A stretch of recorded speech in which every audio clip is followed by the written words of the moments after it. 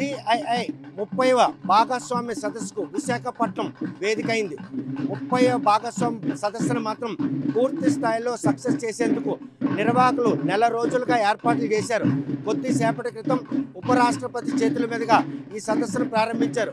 2 రోజుల పాటు జరిగే ఈ సదస్సులో మాత్రం లక్షల కోట్ల రూపాయలు పెట్టుబడులు వచ్చేందుకు 50 దేశాలకు సంబంధించిన ప్రతినిధులు అధికారులు కూడా ఇప్పటికే రావడం జరిగింది. మొదటి రోజు 25 సెక్షన్ల మీద చర్చ జరగనుంది. ఈ చర్చలో మాత్రం ఇప్పటికే 3.25 లక్షల కోట్ల రూపాయలు ఈరోజు అంటే ఇన్వెస్టర్లు కూడా రావడం జరిగింది. ప్రస్తుతం సదస్సు నిర్వహించే ప్రదేశం వద్ద మనం ఉన్నాం. చూస్తే కనుక ఏదైతే ఈ సదస్సు ఉందో ఈ సదస్సు మాత్రం ఏపీ అభివృద్ధికి విశాఖపట్నం కీలకం అయ్యే పరిణామాలు మాత్రం స్పష్టంగా కనిపిస్తాయి.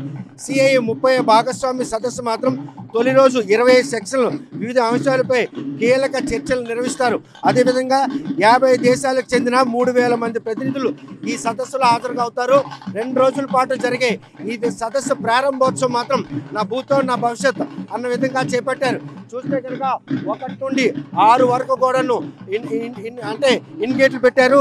అడుగడుగున భద్రతా చర్యలు మరే చూస్తూ వివిధ దేశాలకు చెందిన ప్రముఖులు కంపెనీలకు చెందినటువంటి సిఎక్స్ఓలకు రాష్ట్ర ప్రభుత్వం ఇప్పటికే ఆహ్వానాలు పంపించింది. 2 రోజుల సదస్సులో మొత్తం 45 పైగా సెక్షన్లు నిర్వహిస్తారనేసి ప్రణాళిక కూడా రూపొందించారు.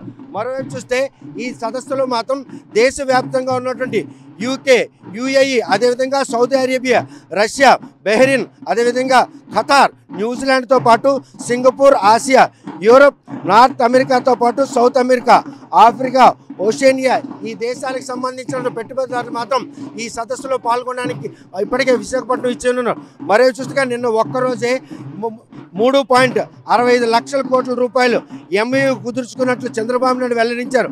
ఉపరాష్ట్రపతి రాధాకృష్ణ కొద్దిసేపటి క్రితమే ఈ సదస్సును ప్రారంభించారు. విశాఖపట్నం వేదికగా జరుగుతున్న సిఐఐ 30 భాగస్వామ్య సదస్సు మాత్రం అంగరంగ వైభవంగా ప్రారంభమైంది.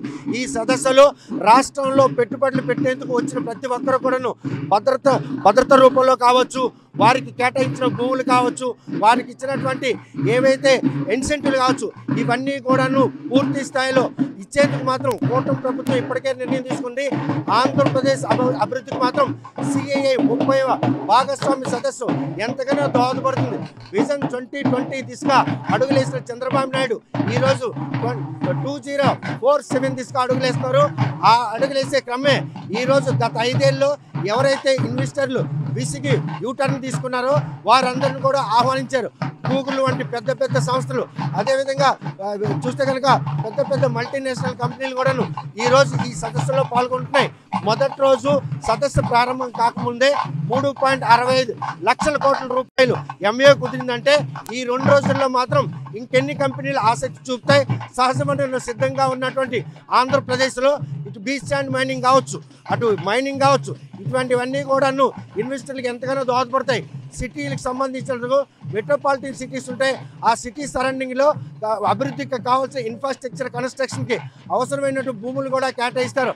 ఇవన్నీ పరిణామాలు కూడాను ఈరోజు ఆంధ్రప్రదేశ్ ముఖ చిత్రం మారేందుకు ఈ సిఐఐ 30 భాగస్వామ్య సదస్సు ఎంతగానో దోహదపడుతుంది అందులో ఎటువంటి అతిశక్తితో విజన్ విషయంలో చాలా మెలకువలు పాటించే చంద్రబాబు నాయుడు వ్యూహాత్మకంగా 16 నెలల కూటమి పాలనలోనే ఈరోజు ప్రపంచాన్ని ఆకర్షితులు చేశారు.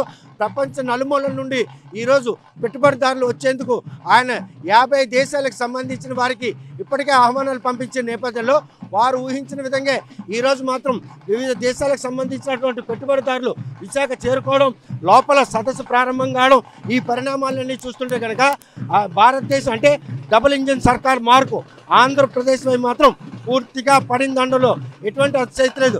వచ్చిన అతిథులు మాత్రం ఆంధ్రప్రదేశ్కి సంబంధించినటువంటి కళలను పరిచయం చేసేందుకు ఎంట్రన్స్లో ఇటువంటి కళాకారులు కూడాను రుచి రూపాలను కూడా చూపిస్తారు. ఎందుకంటే విదేశీ అతిథులు వస్తారు. ఆ విదేశీ అతిథులు ఆకర్షితులు కావడానికి అవసరమైన విధంగా కన్నులు విందు చేసేటటువంటి సాంస్కృతిక కార్యక్రమాలను, నృత్యాలను కూడా ఏర్పాటు చేయడం జరిగింది. చూస్తే కనుక మనం మెయిన్ గేట్ దగ్గర ఉన్నాం. వచ్చిన వారంతా కూడాను సౌదీకి సంబంధించిన విదేశీలకు సంబంధించినటువంటి డెలిగేట్లుగా మనకు స్పష్టం అవుతుంది. ఎందుకంటే వారందరూ కూడాను నాన్ లోకల్ వారు వేసుకున్నటువంటి డ్రెస్సులు కనుక మనం పరిశీలించుకుంటే ఏదైతే సౌదీ అరేబియా నుంచి ఇండో యూరోప్కి సంబంధించిన భాగస్వామి సదస్సు కాబట్టి ఈరోజు ఏషియన్ కంట్రీకి సంబంధించిన వారందరూ కూడాను ఈ సదస్సులో పాల్గొనేందుకు ఆసక్తిగా వస్తున్నారు. సమయానుగుణంగానే ఈరోజు మాత్రం ప్రారంభమైంది. ఈ ప్రారంభమైన తరుణంలో డెలిగేట్స్ అందరూ కూడాను ఈరోజు సదస్సు పాల్గొనడానికి వస్తున్నారంటే సౌదీ అరేబియా మార్క్ మాత్రం ఆంధ్రప్రదేశ్లో మరొకసారి పెట్టుబడులకు మాత్రం దోహదపడుతుంది అందులో ఎటువంటి అతిశయతలు ప్రస్తుతం చూస్తే కనుక వీరందరూ కూడాను ఈరోజు సదస్సుకి లోపలికి వెళ్ళే పరిస్థితి. ఇటువంటి పరిణామాలు చూస్తున్న నేపథ్యంలో ఏదైతే ఆసియానికి అనుగుణంగా సదస్సును సక్సెస్ చేసేందుకు ఆంధ్రప్రదేశ్ చేసినటువంటి ఏర్పాట్లు ఈరోజు వచ్చిన అతిథులు మాత్రం ఆకర్షితం చేస్తున్నాయి. వారు ఊహించినట్లుగానే అనుకున్న విధంగానే మల్టీనేషనల్ కంపెనీస్ను ఆంధ్రప్రదేశ్లో ఏర్పాటు చేసేందుకు ఈ CII 30 భాగస్వామి సదస్సు మాత్రం ఎంతగానో దోహదపడుతుంది అన్నటువంటి సంకేతం స్పష్టంగా కనిపిస్తున్నాయి. చంద్రబాబు నాయుడు దగ్గరుండి నిన్నటి నుంచే ఈ సదస్సును సక్సెస్ చేసేందుకు చేసిన ప్రయత్నంలో విదేశాలకు సంబంధించినటువంటి పెట్టుబడిదారులు అదేవిధంగా అక్కడ అధికారులు కూడా రావడం, ఈ పరిణామాలన్నీ కూడాను విశాఖ వేదికగా జరుగుతున్నటువంటి CII 30 భాగస్వామి సదస్సు మాత్రం రాష్ట్రానికి ఎంతగా దోహదపడుతుందో ఎటువంటి అతిశక్తి.